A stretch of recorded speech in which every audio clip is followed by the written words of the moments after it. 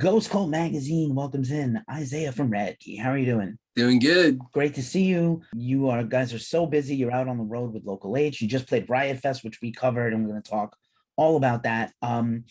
First and foremost, I it doesn't get lost on me that we're all still dealing with the world as it is, all these things compounding and conflicting on us. So I sincerely hope the brothers, your family, your team, your crew, everyone's well and hanging in as best as possible because it's just such a uncertain and tough time.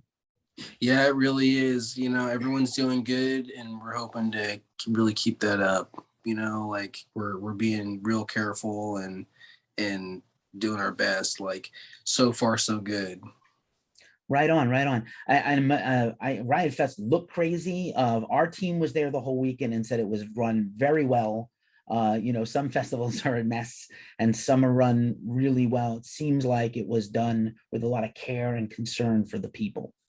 Totally, totally. And that's what's really great because we need places like Riot Fest and like, Lollapalooza to set really good examples of how you can really do this safely and keep everyone working in a safe environment. And, people who are willing to, vax up, mask up are, going to get to see some shows and it's going to be really cool. Oh, and it's so neat. We need the music back so bad. I finally went to my first few shows after like 500 days of not going to a show in my whole life. It was wild, but I've been cautiously optimistic that we're going to get through this okay, and it's going to stay Yep. open. And, there's obviously been a couple of moments when, it hasn't been so great, but it seems like everybody is trying to work together for the betterment. Yep. And that's, so far we're having a lot of fun. Like this has been cool. So cool. And Local H, man, what a fun tour that is. I'm pretty sure you're familiar with those guys. You probably Hmm. played with them before, toured with them before. Been around forever, rocking the shit. They got an awesome covers album out, one of their series of covers albums. And what's that crowd been like? Because I feel like you're not a new band anymore. By now, you guys grew up in rock and punk and metal a little bit, but like you guys are not the new band anymore. You guys are a veteran, experienced band now. You've been around a long time. People are used, Totally. should be used to you when they see you get announced on the tour. Now, hopefully, they're hype. Totally, yeah. And then we've got from like the Foo Fighters tour and all the stuff we've done, we've got like a sweet mix of like gonna be like Local H and Radkey fans, and I think that there's a huge crossover between the fan bases too. So it's just really really awesome. Word. And I agree. And I think there's been, a lot of, I remember catching you guys at an early festival, like in 2015 or 2016. And the publicist was like, you got to check this band out. They're going to be so big. And I was like, I hope so. Let's check them out. You guys killed it. A festival is a hard thing, especially, it's not your crowd. It's new people who've never heard you and you got to win them basically on the spot. Yep, it's crazy. Like, and after a while of playing, like now we've got that sweet feeling of when, people will show up like for your set kind of. You got the new people and you're bringing in people who are walking in and just our sets were really really huge and awesome and that was really cool. Like it just feels really great to have some hype and have some people really pumped to hear some catchy rock music and it feels really good. Yeah, like this has been really fun. Like I've really enjoyed this. Word, I'm so happy, man. And you have put the work in. The three of you have and your whole team around you have put the work in for many years. If people are not paying attention, they need to recognize. And because I've seen on the press side, like we see the work, we see the tours, we see the releases, even though you've only got the two full lengths. And I love Green Room and I want to talk about that. You guys have been very prolific with releases.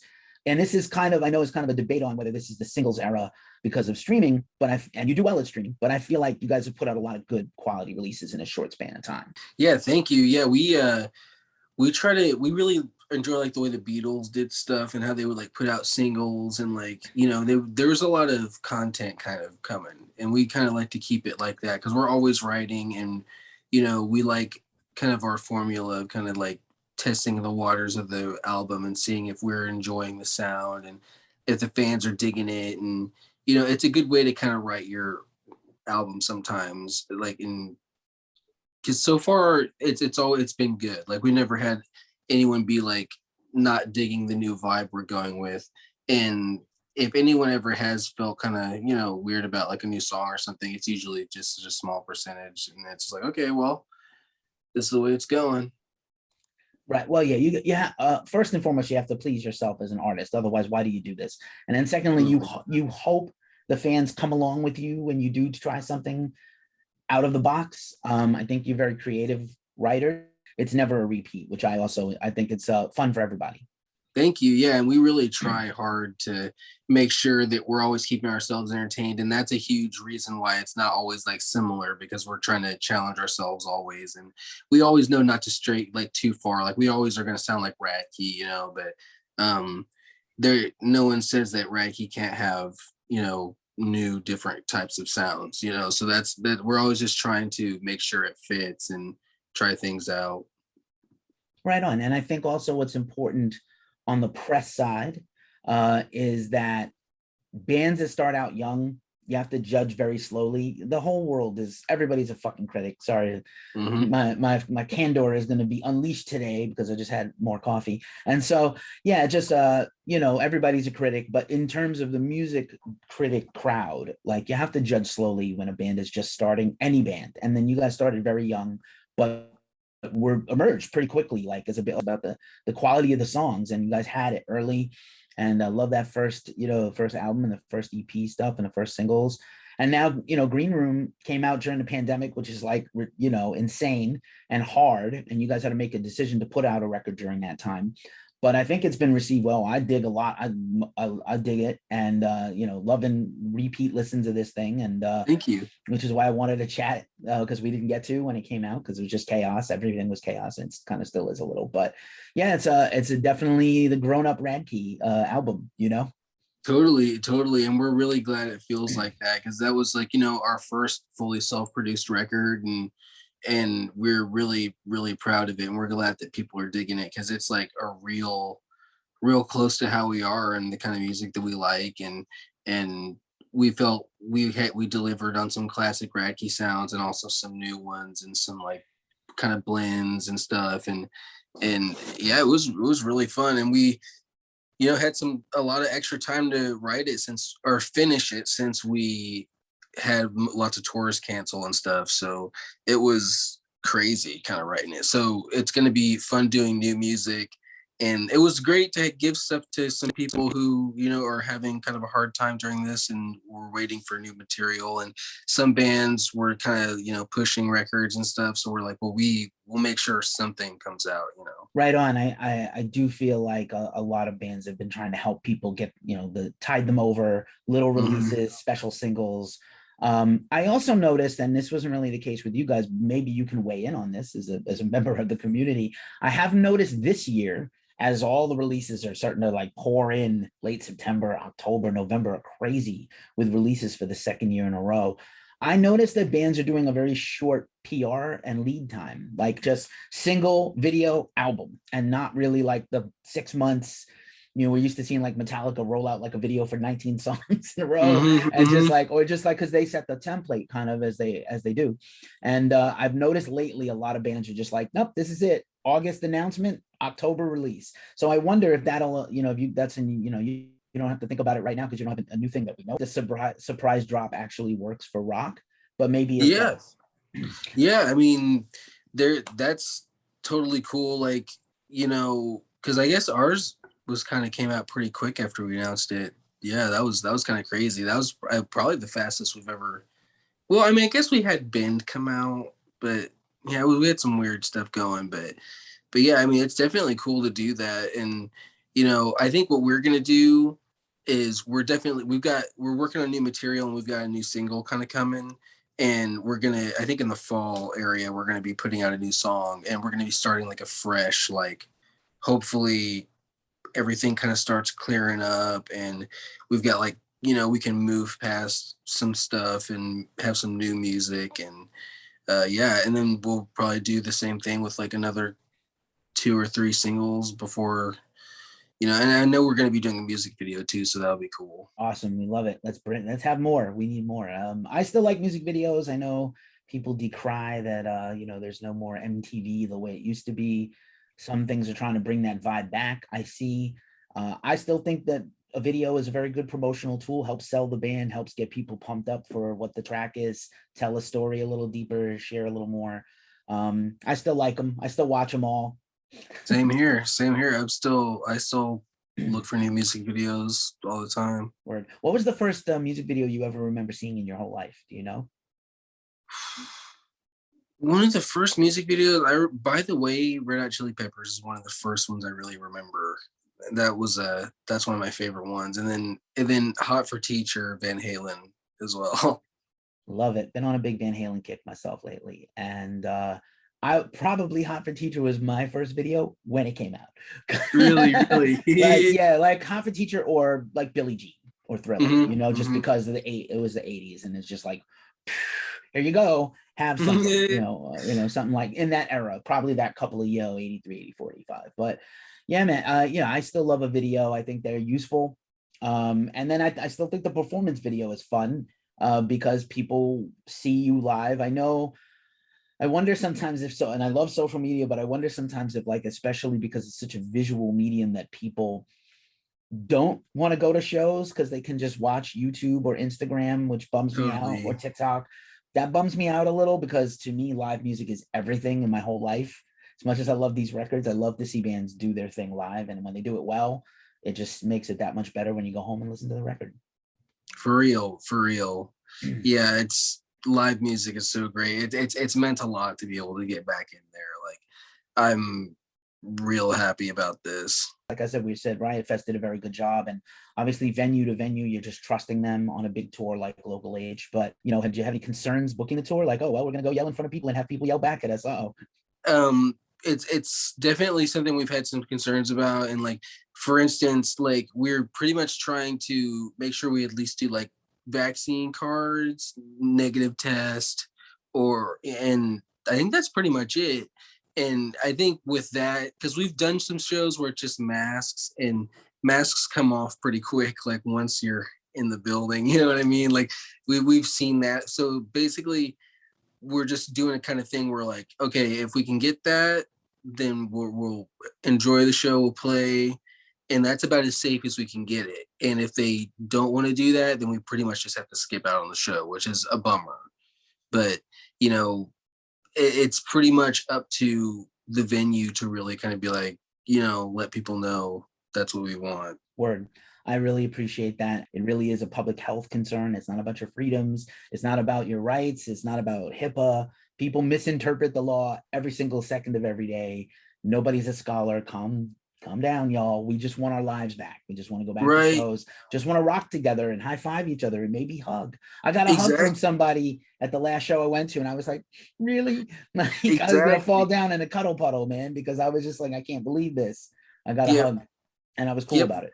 That's all we want. We just want shows to be just full of happiness and love and sharing and just like moshing and feeling, connected. And yeah, it's really not about, freedoms and stuff. It's one of those situations where we really don't, like, do we want like another crazy lockdown, like, and like super mega variant vaccines don't work anymore? Because I get kind of freaked out about that kind of stuff. Like, man, like, are we gonna end up living with just COVID's just around forever? You're just gonna have to kind of just deal with it. Like, that kind of stuff freaks me out. So it's like, let's just try to bring everything back and be safe.